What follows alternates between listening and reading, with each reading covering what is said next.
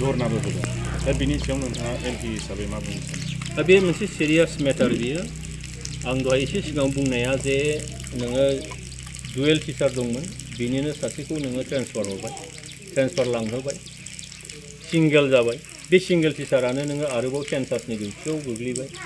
सेन्सासा दिनैनि जोबनाय बाथ्रा नङा बियो गोलाव सम हयथ' जागोन दा बेयाव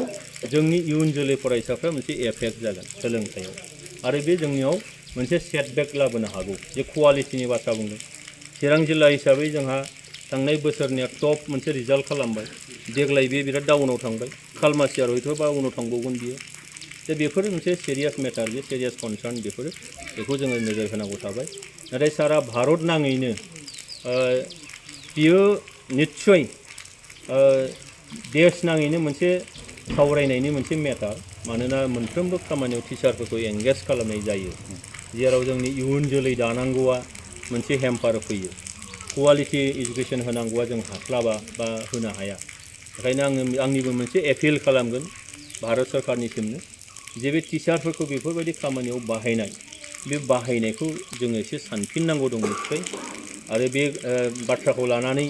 निस्सय फैगौ डिसेम्बर दानाव जितु विन्टार सेसन जागोन बे विन्टार सेसनाव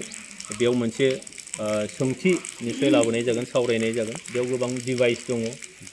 कुइसनबो खालामनो हायो रिटेन एन्सारबो बिनो हायो मोनसेया जाहैबाय 0 आवार मोनसे प्रभिजन दङ आरो मोनसेया जाहैबाय स्पेशेल मेनसन होननाय दङ 377 होननाय बे रुलाव दङ दा बिनि गेजेरजों बे इस्युसफोरखौ जों थिखांनो हायो बबे डिभाइसआव जायो बेखौ निस्सय थिखांनाय जागोन आरो बिनि मोनसे समाधान निस्सय फैथारनाङा बे समाधाननि आङो पक्ष'